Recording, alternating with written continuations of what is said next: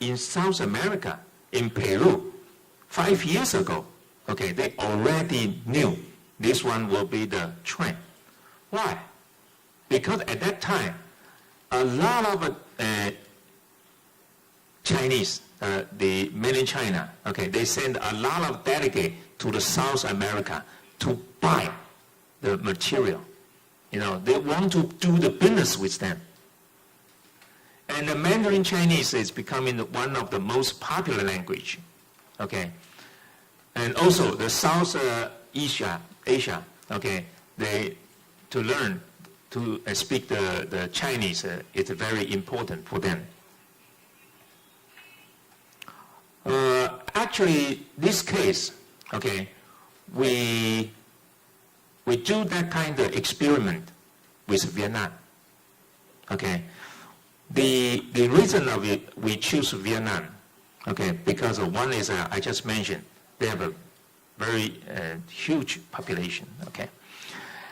And another interesting phenomenon is we found in Vietnam, I don't know if it's right or wrong, okay, if I'm wrong, please correct me. They told me, in Vietnam, especially in the business, the company, okay, if you can speak Mandarin, you can get the higher pay than you speak English. Okay, that is because a lot of Vietnamese, okay, they want to speak, they want to learn how to speak the Mandarin, okay. And the third reason is, you may know, may not know, in Taiwan, the Taiwanese company, okay, most of them in mainland China, everybody knew that. But the second largest Taiwanese company located in Vietnam. Okay, we have 3,000 to 5,000 company, Taiwanese company in Vietnam.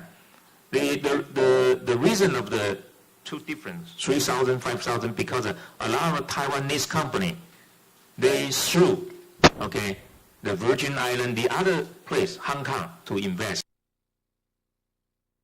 And at that time, Taiwan, the government have the new policy. We encourage our vendor go south. Okay, so we choose Vietnam, Philippines, Thailand. Okay, that kind of company. So currently, we have a lot of the Taiwanese company in Vietnam. But Taiwanese company, they have faced the problem. Okay, because the management level, okay, usually they can learn, they can speak a little bit of Vietnamese, but they cannot speak fluent the Chinese, the Vietnamese, right? So they ask us to provide a kind of service to teach their employee to learn Chinese. But in Vietnam, actually, it's not so easy to find a good Chinese teacher. Okay, so for example, I remember one boss, okay, told me he asked his secretary, okay, because he received an invitation for the wedding party, okay, so he asked his secretary to send a flower, okay, to that party's place. And until in the meantime, okay, he remembered the dinner party today, okay. Until noontime, it sounds like no action, you know. Until 3 o'clock, no action. 4 o'clock, no action. So finally, he cannot, so patient. He asked her to come to his office. I asked you to send the flower. Did you do it? Finally, he found he totally misunderstood what he's talking about. He thought he just sent the picture of the flower. Because you know, so communication usually is a problem, okay? But this is just only the wedding party, right? If the very important, the customer, he will get trouble, right? So we try to do this one. And we're doing the hybrid learning model. Okay, That, for example, like this 2 hours training program. The first hour is a self-learning. Okay.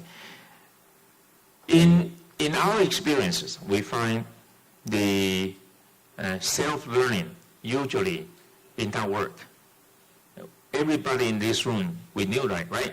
We study, and whenever you study by yourself, all right, you will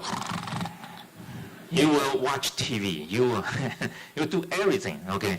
And we find people, when we learn it, we need some kind of driving force.